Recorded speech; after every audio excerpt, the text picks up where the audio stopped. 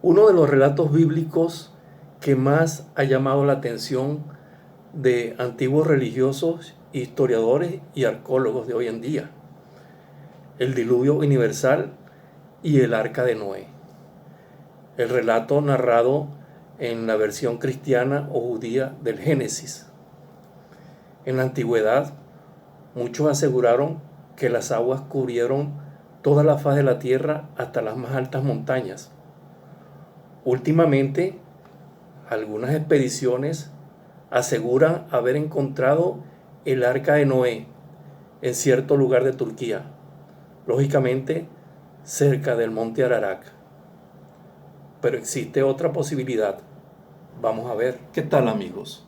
Soy Cruz González y en esta oportunidad quiero explicarles dónde, cuándo y cómo ocurrió el diluvio universal que describe la Sagrada Biblia y dónde quedó el arca de Noé. Pero lo quiero hacer como un hecho impresionante y real, mas no como un relato fantástico o de ficción. Yo me sumo a aquellos que creen que el diluvio universal fue provocado por un cambio climático de aquella época. Ahora, la pregunta que muchos se han hecho: ¿dónde está el arca de Noé? Bueno, lamento no estar de acuerdo con algo. Creo que es muy difícil que una estructura de madera logre conservarse durante unos 5.000 años. Lo que sí es cierto es que el diluvio ocurrió cerca del monte Ararat. Pero el Génesis, en su capítulo 8, versículo 4, y lo confirma el libro de Jeremías, capítulo 51, versículo 27, dice que ahí existió un reino llamado Ararat. El reino estuvo ubicado en las fronteras entre Turquía, Armenia y Najicheván, un territorio de Azerbaiyán. Entonces, vamos a verlo de esta manera, una manera natural y lo más real posible. ¿Cómo ocurrió este evento, este gran diluvio? Bueno, el monte Ararat está a una altura de unos 5.000 metros. La ciudad de Najicheván está a una altura de 800 metros. Esa región está formada por cadenas montañosas, altiplanicies y valles. Entonces vamos a imaginarnos, ocurrió el gran diluvio, la gran inundación. Los pueblos que estaban asentados a la orilla del río Arax, es un río que nace cerca del monte Ararat. Ese río formó parte de lo que se llamó o se conoció como el Jardín del Edén, por cierto. Entonces, bueno, la inundación arrasó con todos esos pueblos. Y la familia de Noé afortunadamente se salvó en esa arca. El arca fue arrastrada y navegó a través de ese río hasta llegar probablemente a la ciudad de hoy en día conocida como Najicheván. Tan cierto puede ser esto que la tradición armenia cuenta una leyenda que dice que el mismo Noé fue quien fundó esta ciudad de Najicheván.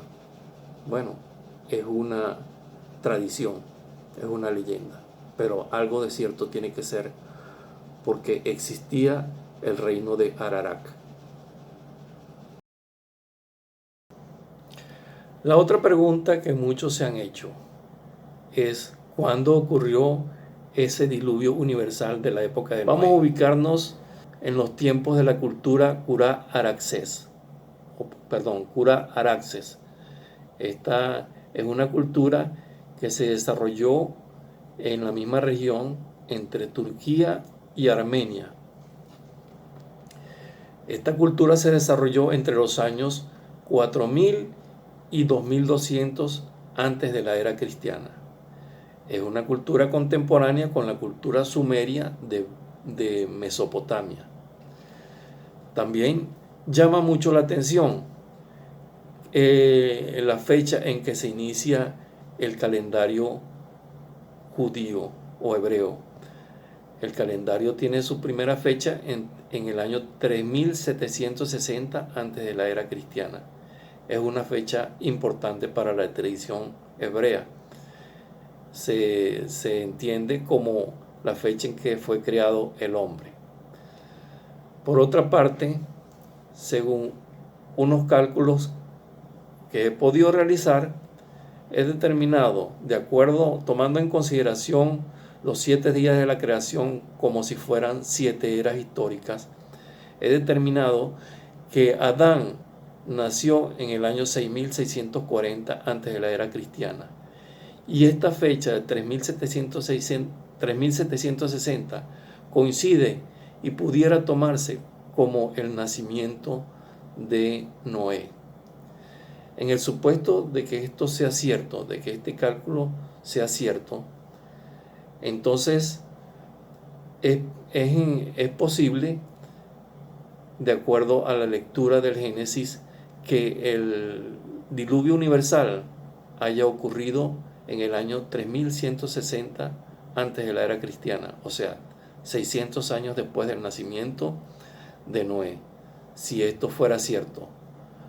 Pero además es mucha casualidad que la fecha en que se inventó la escritura sumeria fue por los años 3300 antes de la era cristiana. El diluvio universal ocurre por voluntad divina para acabar con una generación de hombres malvados, y Dios decide enviar el diluvio universal y crear una nueva generación. Esta fecha de la invención de la escritura también tiene un significado importante, porque a partir de esa fecha comienza una nueva civilización. Entonces debe tener algo de cierto esta fecha importante del calendario, la primera fecha del calendario judío, el calendario hebreo. Espero que les haya gustado el tema, que haya dado respuesta a sus expectativas, y los invito a buscar mis libros en mi página web. Los libros titulados Cronología de las Profecías y el otro, Los Ciclos Universales. Los invito también a seguirme en Instagram y Facebook. Muchas gracias por su atención y hasta una próxima oportunidad.